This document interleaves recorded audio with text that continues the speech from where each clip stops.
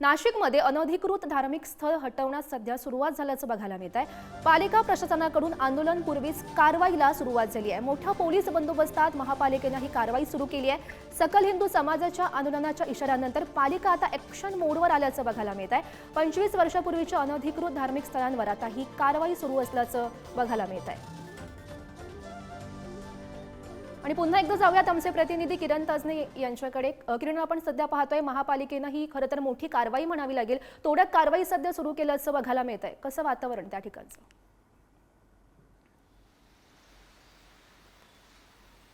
गौरी, खरं तर आजच्या दिवशी 11 वाजेच्या दरम्यान सकल हिंदू समाजाच्या वतीनं काठेगल्ली परिसरामध्ये असलेलं जे अनधिकृत दर्गा आहे त्या दर्ग्याच्या अतिक्रमणाच्या संदर्भामध्ये मोर्चाचं आवाहन केलेलं होतं। त्या सगळ्या दरम्यान त्या अनधिकृत दर्गा जो आहे त्या दर्ग्याच्या समोरच बजरंग बलीचं मंदिर उभारलं जाणार होतं। त्या ठिकाणी बजरंग बलीची मूर्ती देखील घेऊन या मोर्चामध्ये जे आंदोलक आहेत ते सहभागी होणार होते।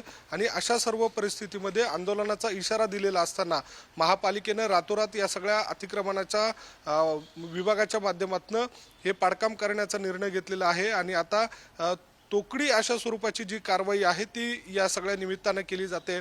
त्यामुळे आंदोलकांचं या सगळ्या पार्श्वभूमीवर जे म्हणणं होतं त्याचं या कुठेतरी प्रशासनानं खबरदारी किंवा अगोदरच या सगळ्या कारवाईला सुरुवात केलेली आहे। त्यामुळे ही कारवाई नेमकी कुठपर्यंत जाते हे बघावं लागणार आहे। आंदोलकांचं या सगळ्या दरम्यान नेमकं म्हणणं काय असणार आहे हे बघावं लागणार आहे। मात्र एकूणच संपूर्ण राज्यामध्ये अशा स्वरूपाची मोहीम राबवली जाईल अशा स्वरूपाचा एक इशारा देखील सकल हिंदू समाजाच्या वतीनं देण्यात आलेला होता। आणि त्याचाच कुठेतरी नाशिक महानगरपालिकेनं देखील नाशिकमध्ये धसका घेतलाय असं म्हटलं तर वावगं ठरणार नाही। गौरी, नक्कीच किरण, या घडामोडींवर असंच लक्ष ठेवून राहा। तुर्तास धन्यवाद दिलेल्या सविस्तर माहितीसाठी।